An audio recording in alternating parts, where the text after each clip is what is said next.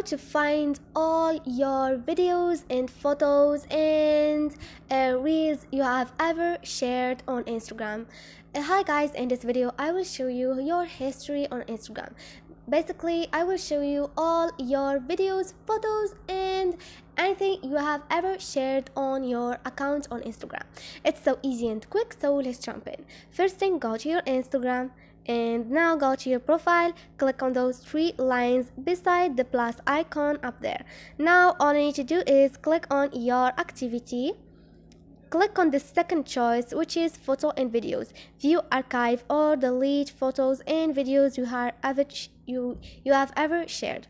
Now, if you wanna check your post, your reels, your video, for example, this is a new Instagram, so they're gonna show up this newest to the oldest post you have ever shared on Instagram, and here you're gonna find reels. Here you're gonna find videos, and like you said, I have no reel, or I have never made any video on this Instagram, and this is it.